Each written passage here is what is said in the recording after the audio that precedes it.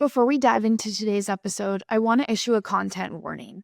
In this conversation, we will be discussing sensitive topics, including violence, abuse, and sexual assault.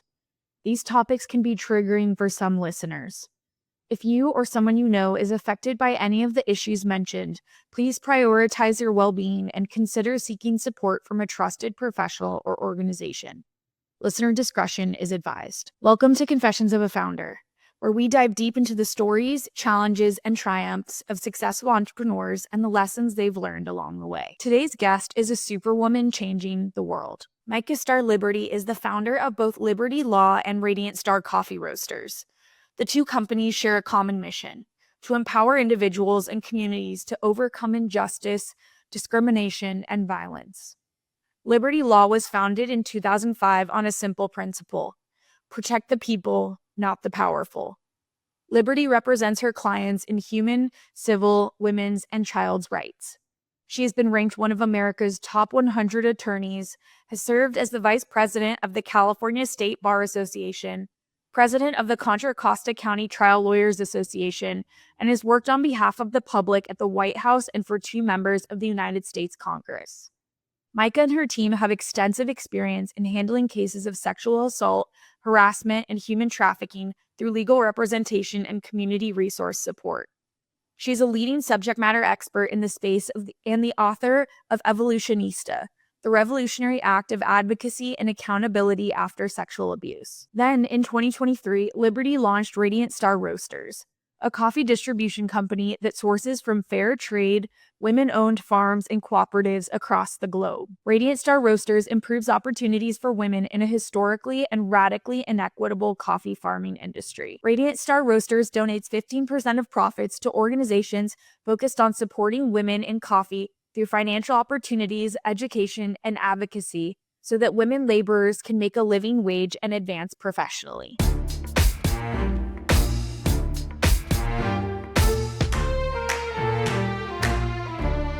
Micha Star Liberty, welcome to Confessions of a Founder. It's an honor to have you today. Thank you so much for having me. I'm really excited about our conversation. Me too. Okay, so first, can you share, you wear a lot of different hats. We were just talking about before we hopped onto the call, but can you share a little bit about what is the world of Micha looking like? What projects are you currently working on? And then we'll dive into your career. Girl, how much time do you have? Well, first and foremost, I'm a trial lawyer, and I own a law firm called Liberty Law.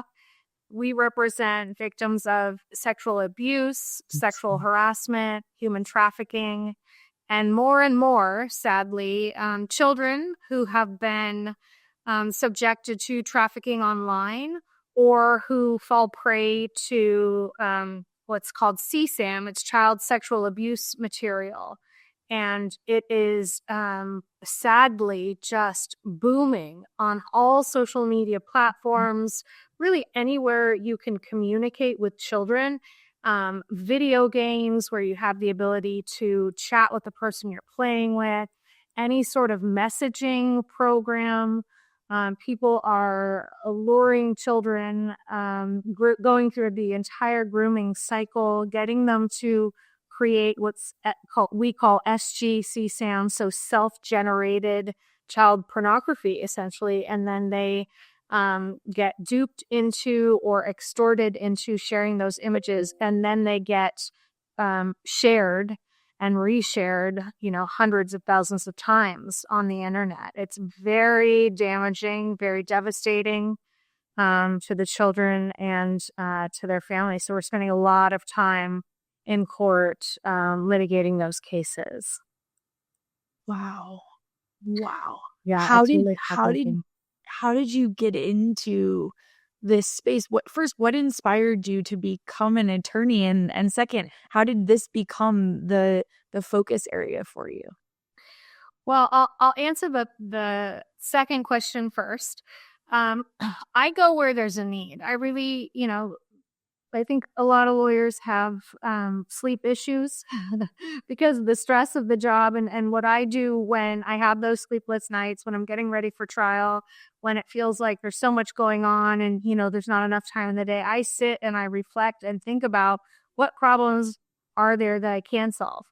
Because some things are out of our hands. Some decisions are going to be made by judges. And, I can advocate and fight as hard as I can, but I'm not the ultimate, decider. So I think about what is in my control, who can I help, and what can I do to help them. So I go where the problems go and try to solve them. So as I saw, with the pandemic, because everyone was sheltering in place and people weren't out and about and mingling, the human trafficking, the in-person trafficking that was going on moved online.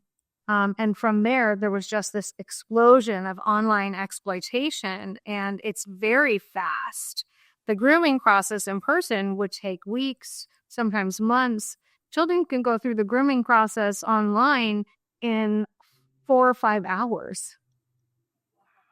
It's wild, and it's different. These predators have figured out, it's different for boys than it is for girls. The pressure points, that what's going to make them be responsive, what's going to embarrass them enough to create the material is very different depending on the age, and it's very different whether they're, identify as a boy or a girl.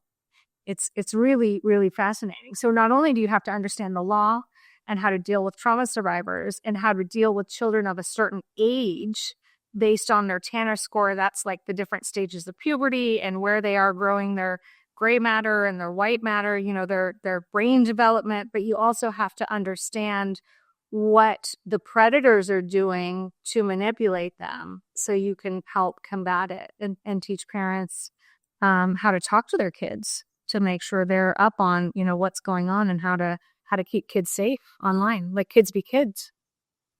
Where are the biggest avenues that you're seeing this happen, or which channels are the biggest offenders at the moment, would you say? It's all of them. It really is. It is all of them. From the games online that you think are, nothing, no big deal. And you ask your kid, well, who are you playing with? And they say so-and-so and so-and-so. If you don't know all those kids and know their parents, don't let your children play with them, because predators go online and they pretend to be children. Or they'll say, I know so-and-so from, soccer. We're mutual friends. And it's, a 50-year-old man, across the country or whatever. And that's how it all starts. It really doesn't matter. But the social media platforms really are the worst. And I know some of the platforms have come out with teenager versions, because of the litigation that we're involved with. A lot of other firms are involved with trying to keep kids healthy and safe, but it leads to anything from suicidal ideation, suicide attempts, eating disorders, trauma. There's a lot of negative impact. So you just have to be careful and make sure whatever they're accessing is age appropriate. And by the way, nothing is age appropriate. Bury their cell phone in the backyard. Okay, that's my advice to parents. Good advice to give. Good advice from an expert. This is a really big, obviously, I gave a trigger warning at the start of our episode before you and I hopped on together. And this is a really heavy topic for a lot of people to even listen to for an hour, let alone to wake up in every single day and fight for all of these different victims out there. What inspired you to become a champion for all of these people? So when I was 17, one of my dear, dear friends, her name is Amber Clark, was a victim of crime. So I went to performing arts school growing up and was a ballerina, and Amber was a dancer too. We grew up together dancing at this performing arts school in San Diego, California. And in the late 80s, early 90s, there was a man named Cleophas Prince, who is still on death row here in California at San Quentin prison. Cleophas Prince was started with just break-ins to homes, some petty theft, that kind of crime. And like most predators, when they don't get caught and there's no accountability, their crimes become more violent, more consistent, more frequent, and his crime escalated. So what he started doing was following young women home from beaches, from the swimming pool at apartment centers, and from the gym. Like others before Amber, he followed Amber home from the gym. There's some evidence that he followed her mom home from the gym on other occasions prior to this. And when Amber went to get into the shower, because he was waiting for these women to get into the shower after the beach or the pool or the gym to shower off, and with the water, when the water would turn on in these old apartments, it would mask sounds because the pipes would rattle and the water would whoosh through the building. So he would use that sound to mask the sound of his break-in, and he broke in and he pulled Amber from the bathroom to the hallway and stabbed her 11 times and killed her. And there's evidence of sexual assault. This was so long ago, the way things got written up in police reports, and they failed to do things like rape kits when there was a murder. It was a different time in terms of sexual violence, when there was a quote unquote bigger crime that they were investigating. So I don't think he ever got charged with rape of Amber, but there in the reports were evidence of sexual assault, those kinds of things. But it was interesting to go back and to kind of research how this was covered in the press, and he eventually had a trial, of course. Well, unfortunately for Amber's mother, with whom she lived, Pam came home unexpectedly about 20 minutes after Amber was murdered, and Cleophas was still in the home. And he found Pam and raped and murdered Pam. He also stabbed Pam 11 times, killing her, and there was sexual assault confirmed with Pam. And so as a 17-year-old, I'd never seen violence like that close up. I had never, that was the stuff of horror movies. That wasn't real life.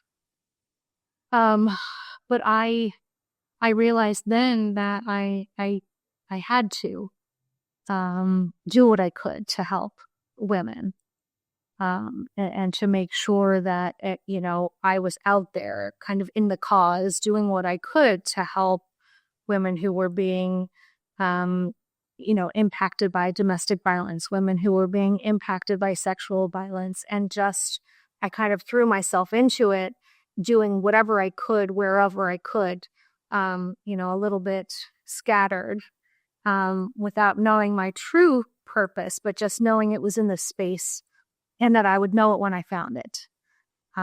So I went to work at crisis centers, domestic violence centers, worked at suicide hotline call centers.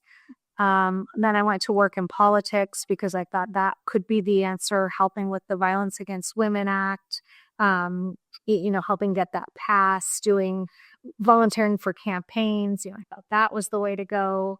But I realized how impatient I was. I hadn't saved the world yet. I wanted it to happen so desperately. So I left politics and went to law school, and that's kind of where I found my footing. And way back then, when I graduated from law school, there wasn't a lot of civil cases. There was the criminal prosecution piece of it. But I wanted to be able to work holistically on the victims, to be able to help them to put their lives back together, not just to punish the bad guys, which I think is a piece of it for sure. Mm-hmm. But that piece ignores what's left over. with the victims, the trauma, the need for therapy, the need for assistance finding a new house, the need for protection, all of these other things. You can put the bad guys away, but how do we rebuild the survivor? How do we provide him or her the comfort, the care, the holistic wraparound that they really need after being shattered by that violence that they've experienced? So that's what I set out to do 24 years ago. Wow. My God. I'm taking space because you are one of the most incredible human beings I've ever come across on this planet. Thank you again for sharing your story. I'm so sorry for your friend and her mother. And I have to ask, how do you do this every day? To have lost yourself through such horror and then to relive with people day in and day out. What keeps you going? I think it's Amber's memory, and she was a fighter, and as a dancer, I watched her audition time and time again and fight through pain and fight through disappointment, when we were kids. But we as dancers, you push all that stuff aside, and you're athletes in a lot of ways, and you're competitors. And so, I saw her inner core strength, and I, in darker moments, now you're going to make me tear up. In darker moments, I can imagine how hard she fought. She was a fighter. She was a warrior. And I owe it to her to fight hard. I owe it to her to fight as hard as she did, or what I imagine she did. And there's no giving up. What I have to do more often than not is pull myself back, and I ask myself, because I want to come over the table half the time at defense counsel, and I can jump over that table.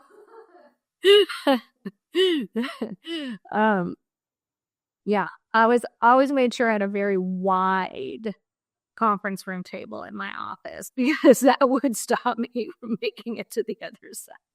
We had these long but wide conference room tables. The narrow ones were not going to help protect those defense lawyers on the other side. But staying clear-headed and not taking out all the rage that I feel on them helps people like Amber and Amber's memory more than it helps me feel better to get that rage out. It's what is productive in this situation? That's the question. What is the best route to take? How can I be strategic and use my anger and use my rage? And it's not just my rage, it's the rage of our sisters for generations. As women, we have a connection and a solidarity, and it's the joint connection of oppression. And so I think each time I do something to help a woman who has been mistreated in whatever way, or a child who's been ignored or abused or mistreated in whatever way, it helps all children and all women. And helping to educate women and children about what their rights are and where we came from and what matrilineal societies looked like and how much better that was and how the heck did we get here. Just understanding what options we have, because it's really easy to slide into anger, when you see the ugly that is out there, when you see how awful people can be to other people. And then in the litigation piece of it, we see the ugly and the awful of the defendants. And then in civil litigation, they have hired some lawyer who's their mouthpiece to come in and be more ugly and more awful to our clients. So it's just kind of layers upon layers. Interesting. So for people that aren't in the legal world, can you explain a little bit about what you mean by two separate attorneys for that person? When a bad guy or gal does something, there are two avenues for justice, and there are two different types of justice. So there's the criminal justice system. So if someone commits a crime, and these are a lot of ands, because people always think, well, the criminal, they didn't get in trouble, they didn't go to jail or whatever. It is so hard to hold a perpetrator accountable in the criminal justice system because so much has to go right, and it's a high burden. So if the police investigate, and those police investigate properly and gather the right amount of evidence and the right type of evidence, a district attorney then has to look at all that evidence and say, yes, I think I can win this. I can meet this high burden of proof, which is basically no one would disagree that this person is guilty. And they do that because they're politicians and they have to get elected. So they want to make sure they win every single case of theirs. They don't always, but that is the goal. We have to meet our burden or we're not going to mess around with this case. So that's a pretty, you have to be pretty confident. So what happens more often than not, for example, in rape cases, is that the cops don't argue with the DA. They don't say, you should take this because we think you should win. They say, we don't think you should prosecute this. We don't think you're going to be able to prove it. So it doesn't even get really to the high decision maker in the DA's office to take a look at to say, well, I think we could. And sometimes there's battles back and forth, but it usually doesn't even get to the real decision maker. When it does, then, they have to then meet this massively high standard. And then a criminal defense lawyer comes in, and they're, usually big personalities, and they make all kinds of arguments that may or may not carry water. But the standard is so high that a jury is sitting there and they hear all these tropes like, well, she didn't come forward right away. There's a lot of reasons why. She didn't scream no. She didn't do that. It's all the victim blaming stuff. It's not he didn't rape her. It's she didn't do all this stuff. Therefore, she's lying. It's not true. It didn't happen, whatever. So a lot of times what happens, because the DAs won't press charges. So a very low percentage of rape cases get accepted and tried. And then the conviction rate is very, very low. So we're putting, so it's a lot to go through. It is a lot to go through because the victims have to testify at a preliminary hearing where they get raked over the coals, and then they have to testify at trial where they, again, get raked over the coals. It's a lot. So a lot of times they don't want to go through that because it's so traumatic. So then sometimes they want to go the civil justice route. That's where they would hire someone like me. And so what that is, we can't put them in jail. That's not what we do. What we can do is get accountability with money. And then the lawyers will say things like, all you want is money. And it's like, well, that's all I can get. But it turns into this like ugly thing. Well, you're just after the money. Well, I didn't create the system. And she needs counseling, a new place to live, whatever it is. There's no support system here for her. Even on the criminal justice side, there are things like free counseling, help with relocation, sometimes help with security. Like there's stuff built into the system through Marcy's Law that, it's through the Victims' Compensation Fund. That's not available on the civil side. So there's a lot of confusion about the different pieces. But, I've been, of course, paying a lot of attention to the Sean Combs case. And, there's been claims now made against Jay-Z. And it's so funny because he's been accusing the lawyer that has filed the case about extortion. And it's like, Well, extortion is a crime, and some lawyers, I suppose, could engage in that.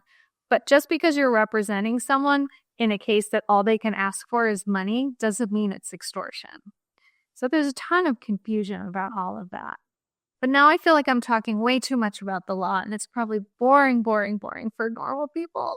No, honestly, this is so fascinating because I never was aware, and I would like to think I've read a little bit about this stuff, about the differences in the civil and criminal in relation to sexual assault cases in general, and how few pass the criminal space. So I know last time that you and I talked, we talked about, how do you support women through this process? And there's so many people who don't speak up, but now understanding how few actually get through to having a criminal case that they can fight.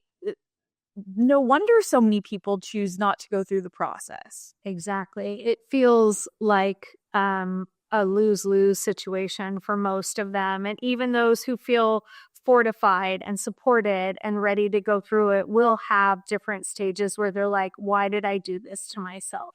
Even when they're surrounded by my team and good experts and good counselors, and have what they need. The system is just it has not evolved. We've evolved as a culture more. When I first started practicing this type of law in general and this type of law, we had just experienced one of our big open windows, the statute of limitations for priest cases here in California. And it was so interesting to me because there were finally people, mostly men, who had been altar boys or involved in the churches in some way.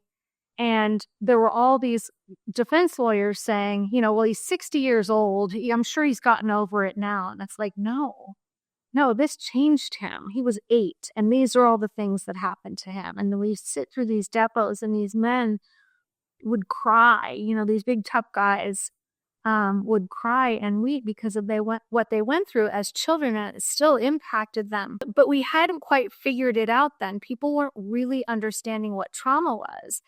And back then, it was like an honor to these families to have Father so-and-so come and have dinner on Friday night and to take little Timmy camping. That was normal. That was an honor for the family to have that priest in the home. And so we had to unravel all of these misperceptions and these beliefs to get juries to understand and society to understand. And we were able to do that. And so along the way, we've been able to peel back all of these false notions and prejudices, but there's still so much that we need to pull back. And we're not there yet. The Me Too movement helped a little bit, and then the pendulum swung another way. But it's just surprising to me that, we're still seeing so much on social media, anti-women, all of the folks out there who don't want to believe that women are actually sexually assaulted, all of that. I have those conversations all day, every day with women who are saying, no one's going to believe me because this guy is famous, he's powerful, or even if he's not, this is the principal at the school and, who am I to come forward or whatever. So we have a long way to go. We should be really trying to get out all of these secrets because, what do they say? Sunshine is the best disinfectant. We're not going to cure this until we really start talking about it and people feel safe. So I just looked up the stat. More than half of all women in America are assaulted and 1/3 of men. So there are likely people listening to this call or watching this podcast who have maybe experienced something that wasn't right and they knew it wasn't right. What would you say to those people to encourage them to speak up if that's maybe something that they're thinking about? I can't tell you how many times I've sat with a client and we have gone round and round and back and forth. And once they have either had a conversation with the person, if it's a familial abuse situation, or finally told their parents it was something they went through, the amount of weight and stress and pressure that it just like it melted away. And they could finally start doing some of the hard emotional work that they needed to do to heal. It's a beautiful, beautiful process. That first step is so hard. But, there's a whole community of us lawyers, and we, I feel like I should get this tattooed somewhere where it just says, I believe survivors. Like, we believe you. We know this happens. We get it. We get it. And also, we're trained not to ask the stupid questions. There are so many people out there, so many officers who need better training to be trauma informed, so they don't ask the dumb questions like, what were you wearing? Why didn't you say no? Why didn't you fight?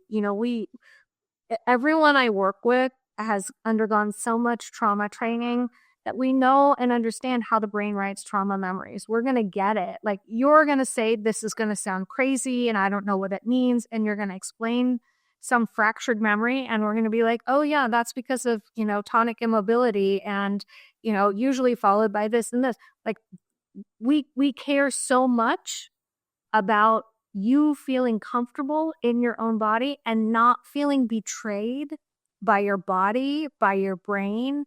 It's awful, awful to sit and think about your abuse and your trauma and think your body failed you.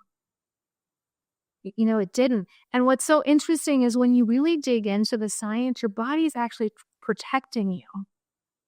When you don't have memories of certain pieces of the abuse, that's your brain protecting you.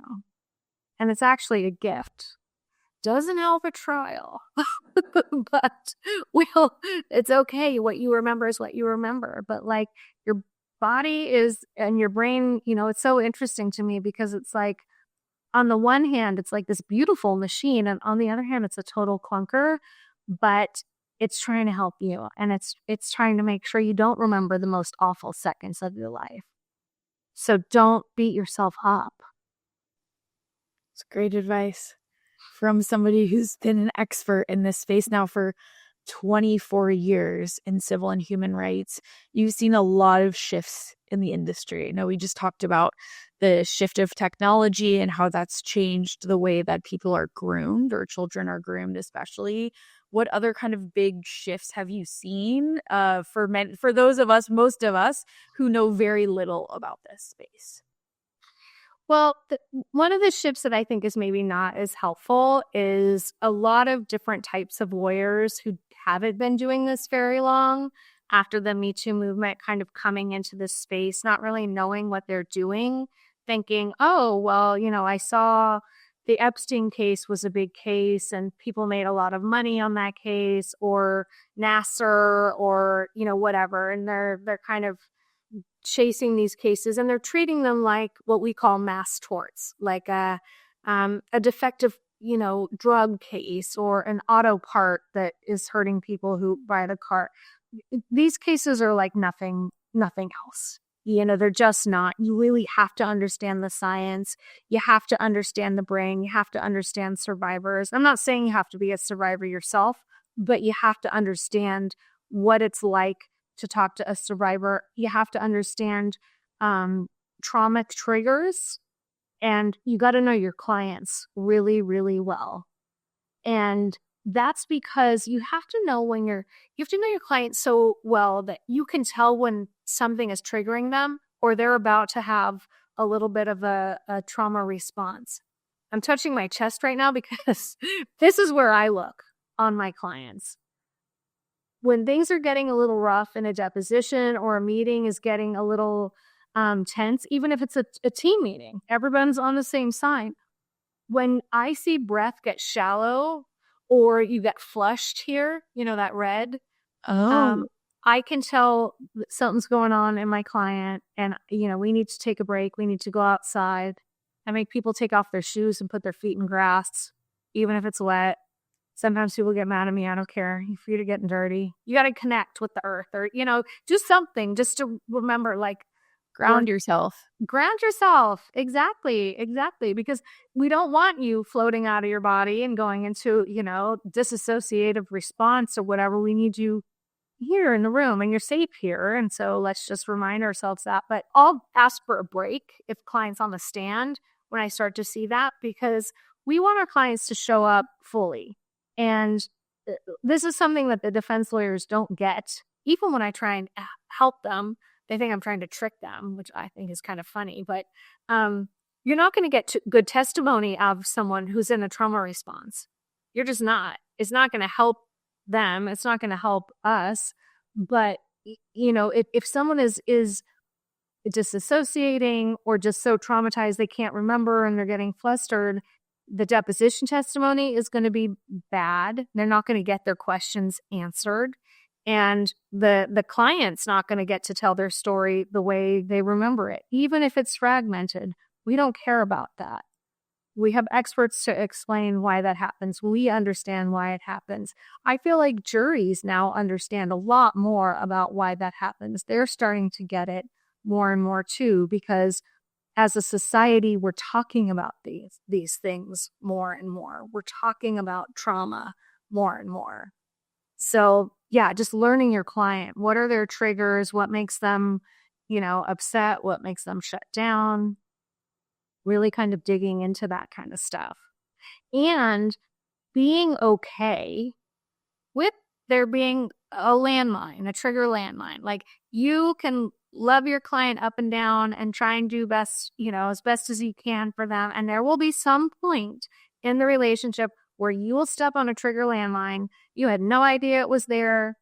And, it's going to derail things for a couple minutes. You got to learn how to just bring things back, focus on, how to repair whatever just happened, not do it again, have open and honest dialogue, and keep moving forward. To your point, though, about people going from faulty car cases into the complex nervous system of a human being is a wild thing to think about. What kind of confidence do you have as an attorney to think, oh, yeah, that's an easy lift and shift to the next topic? Yeah. No, I'm constantly searching for where they get the audacity. I mean, if we could bottle it, I'm just like, really? So, I just think people need to ask a lot of questions when they're thinking about hiring a lawyer, especially on these kind of technology cases. There really is a small group of us around the country who do these cases. We tend to know each other. We tend to work together on a lot of them. So, we know who's out there and who should be doing them and who should not be doing them. So ask people, and even if it's something that like I can't take, I will refer people to the right people. But I really do think this is a highly specialized area of the law, and stick to your bad drug cases or your auto defect cases. Absolutely. So one of the things that you've shared with me that's super fascinating is about some of the industries, the underbellies of certain industries that you've been exposed to through your work. Can you share a little bit about where are hotbeds for cases that you hear about and find, and trafficking rings that you've been exposed to, things like that? I think many of us just walk down the street, or you're driving on the freeway and you get off at a gas station, you think, oh my gosh, it's going to happen to me. And the reality of that is probably not. But there are very strategic systems for how this does happen. So can you share a little bit about your insights there? Yeah, I mean, for trafficking, that's the thing. It can happen anywhere. I think that historically people had this idea of human trafficking, and like it conjured up some Liam Neeson movie where, there were potato sacks that got put over people's heads and they were snatched from the street. And, that does happen, but that's really rare when we're talking about labor trafficking and sex trafficking. It's usually part of a longer grooming process. The other misconception that people have is that it's, it couldn't happen here. That happens in third world countries, and, it doesn't happen in the United States. it literally happens everywhere. It happens in good neighborhoods. It happens in bad neighborhoods. It happens on high school campuses. It happens on junior high school campuses. It happens at McDonald's, where kids go after school to get a, milkshake or whatever.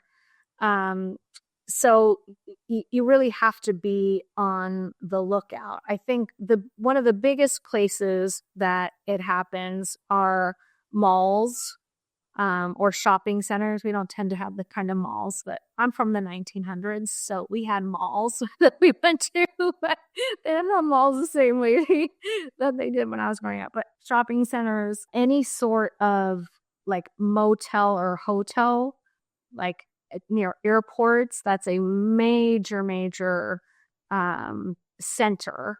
But anything, I work with different corporations actually to help them make sure that their workforce is safe. So fashion companies, when they're sending models out of state or out of the country, a lot of times that the modeling agency will put the model with someone who's associated with the fashion show. So either another agent who's out of country, one of the designers for the clothes, and these, 16, 17-year-old girls are sleeping on a couch or maybe offered the bedroom. And then, trafficking can happen there, but it's everywhere. It is everywhere. So what are some of the biggest things that we can do to keep ourselves safe? Just make sure that you always maintain control of any sort of documentation that's yours. Don't ever turn over your driver's license, passport, your wallet. That's one of the first things that happens in a trafficking situation. All of your money and your government documents get taken away for safekeeping. So you just don't, like, if you're ever in a situation like that, get out of it as quickly as you can. Make sure that you keep your cell phone with you at all times. I mean, if you're going into a situation and you have any vibes like you're going to have to turn that stuff over, or they're making some sort of, request that, when we get to so-and-so, we're going to ask for X, Y, and Z, get out of that situation. So one of the industries that you've mentioned before is a hotbed for these kinds of issues is the coffee space, which is part of why we're here today. And so I would love if you could share a little bit about the passion project you've been working on. I know I've been drinking my Scorpius half calf, but I think it's a beautiful story of how you moved into that space. Yeah, it is such a passion project. Radiant Star Roasters came out of a 2 a.m. how do I solve the world problem session when I kind of did a deep dive on how women in coffee are treated and what the issues are that women who work in the coffee industry, go through. And I was aware of issues, like surface issues that women in coffee face just because of familial relationships of family friends working women working in the coffee industry and starting organizations to help women in coffee. But, I didn't really understand it until I dove in and was horrified at the extent of labor trafficking and sexual assault and sex trafficking that was going on, plus the more kind of surface, what we would call here in the US, like employment law issues. But they're much more nefarious. So women not being able to own land that's passed down to them. It's their familial land, but they can't own it. Their husband owns it. They can't sell it. They can't decide what to do with it. They have no autonomy. They can't profit from it. It's both sex trafficking and labor trafficking, and it's in every coffee growing country. And it's just absolutely shocking. It's shocking. I went to Indonesia this summer to source beans and to just see how things were going there. And because we were already getting, one of our beans is from Sumatra, but I went to Bali just to check it out. And, it's the farm that we were thinking about sourcing from was okay, but I just, and maybe it's my perspective, but I just thought, I don't know. I don't feel great about it. It felt a little bit like it had been sanitized for my visit. Interesting. So I went to Java and met with the trafficking organization and did some volunteer work with them. And, they didn't have anything to report about this farm, but you just have to trust your instincts, after doing this for all this time. I just thought this is probably not great. So I wanted them to know about this farm so they could keep an eye on them. It is cultural in a lot of these countries where there's just no power. There's no personal power. There's no legal power. There's no real ability to get laws changed or any help to these women who were born on these farms, grew up on them, are working them, and they can't control their own future. They may not be able to stay on the farms that they were born on, that they own or should own. How did that experience inspire the mission for Radiant Star Roasters? Sadly, what changes things is money. And that's why people are trafficking other human beings. They are this is not an excuse at all, but they are in dire straits. They are scraping by to survive. Like, if we are going to solve these problems, they are also immigration problems. They are environmental problems.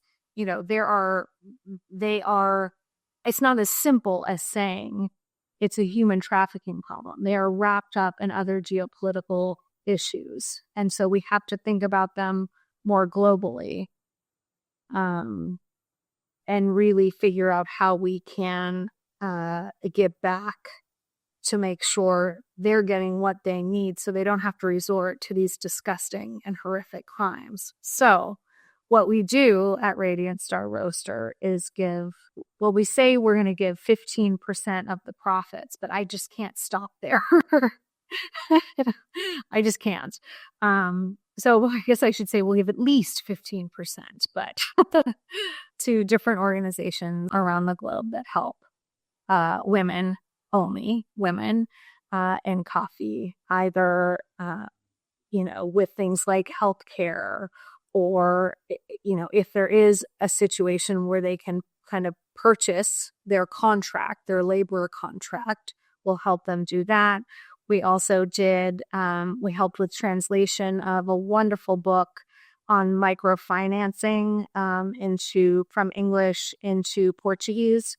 They've also done Spanish. And then I think the next one we're going to do is French. So, just education and funding is really, where we've got to start. But we also have to get these countries to care about these women, because they're making money off of the export of this, of these beans. And we have to care about other countries too. And we have to stop treating this as an isolated event or an isolated problem. It's a global problem. Like, you are a rock star. I don't know how you do it all with 24 hours in the day like the rest of us. How do you balance Liberty Law, Radiant Star Roasters, and all of the other projects that you have going on? Well, I mean, probably not well, but, I'm a former ballerina, so gracefully, I will say that. Not well. I mean, look, I can't do it any other way. There's just too much that has to be done.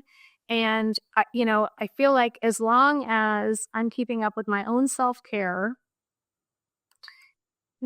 I get energy from all of this. It makes me feel like, this is why I'm on this planet. So I want to take on more. I want to be involved, with cases and causes and situations where I can help. So I'm constantly like, okay, yeah, that sounds great. I'll do that. Let's do this, let's do this case. We just filed a big lawsuit against a big tech company.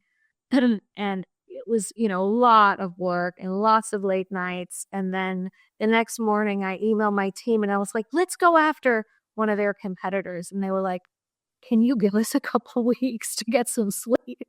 I was like, oh, okay. Yeah. Okay. Have you slept yet? So yeah, I just feel like, like is what you make it. And I want to make it better for people who've been harmed. Through no fault of their own, and want to shift the balance of power back to, an even keel. You mentioned self-care. And for somebody who is so productive, what does the rinse and repeat cycle look like for Micha to be and operate your best? Well, there's one answer that is reflected on my calendar. There's another answer that is the reality of it. I would say massage is very important. Yoga, but I'm not great about it. Meditation, but I can turn anything into a meditation. So I try to. Time with my dogs, watching sunsets. I mean, it's little things, and really remembering to breathe. So that's helpful. I try to, if I have something, so I wrote a book, and it's come out, and I'm very excited about it, and we're getting some positive feedback, which is fun. Plug yourself. Tell everyone the name of your book and what it's about.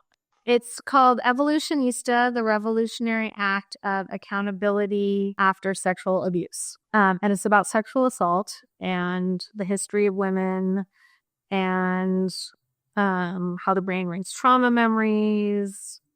It's kind of like there's some history in it, like how we got here. And then it's a lot of either if you were a survivor, like what to expect if you're going to go through litigation.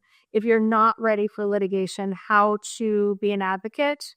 Or if your statute of limitations is passed, but you still want to participate in a political process and make it better for other survivors, how to get involved in advocacy. And then there's just a bunch of stuff if you're a friend or an ally or a family member, how to have conversations with a survivor that are helpful, non-triggering. It's got a whole bunch of stuff in it. So while you're writing your book, you said? So while I was writing my book, I forced myself to write it because it's hard to block myself out. So I would take very long plane rides, not needing to go where I was going, but just force myself to be locked in that steel tube, just flying somewhere for 8 hours, 10 hours, or whatever. So I could just write, because it's hard. It is hard to block off time. So that was my hack. That's so interesting. Where'd you fly to? Well, I went to Indonesia. Where else did I go? I went to Buenos Aires. I went to Madrid. A couple of other places. Yeah. Very cool. Very cool. Well, we've covered so much ground today. And I have a question I want to end with. But first I'll ask, is there anything that I haven't asked you? There's so much we could talk about for another 10 hours. But for right now, is there anything else that I haven't asked you that you feel like would be good or helpful for the audience to know? I think the only thing I would add is for,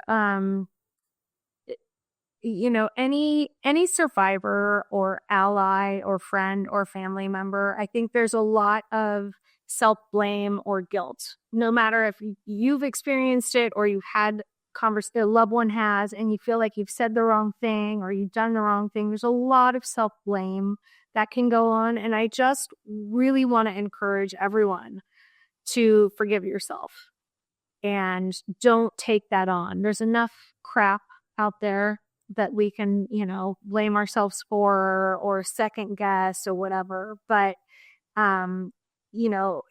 don't just let that piece of it go. If there's a conversation you haven't had and you regret not having it, just have it. Like the short, forgive yourself. You did nothing wrong. We're all just doing the best we can. That would be my last little piece of advice. I love it. You answered my question. It was going to be, do you have any advice for the audience before you go? So thank you so much. It's been a pleasure to have you on. Plug yourself. Where can we find coffee? Where can we find you? Can we find Evolutionista? All the fun things. Evolutionista is on Amazon. Easy to find. Radiant Star Roasters is .com is where you can find the coffee. You can find me at libertylaw.com. And Micha Star Liberty, I'm not hard to find on the interwebs. So reach out. Micha, thank you. It is a true honor to have you on today. I know how busy you are, and you have way more important things to do than talk to me. So I so appreciate it. And I hope that I'm sure this is going to be one of the best conversations we've had yet on the podcast. So thank you.